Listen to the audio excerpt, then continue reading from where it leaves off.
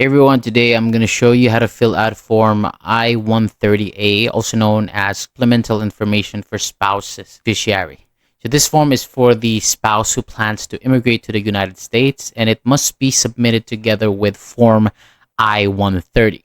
So first, I want you to go to the USCIS page for the Form 130, then scroll to the Forms and Documented Downloads section to find Form I-130A. And if you are filling by mail, print the completed form and include it in the same packet as Form I-130. If you are filling online, upload the completed form in the evidence section. Next, complete Part 1 with the spouse beneficiary's information.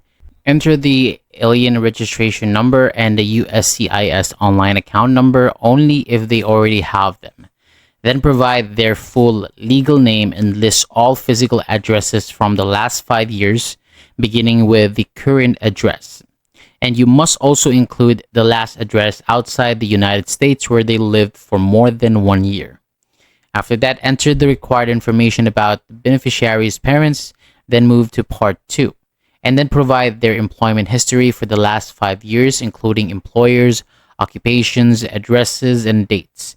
And if they are not working, you may enter unemployed, student, or retired, depending on their situation. In Part 3, include employment outside the United States if it was not already listed. And if more space is needed for addresses or employment, use the additional information page and reference the correct page and part number. And finally, complete the contact information and signature section.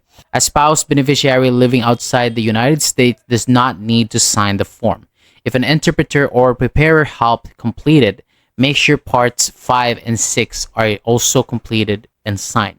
So before submitting, carefully check all names, dates, addresses, and employment details.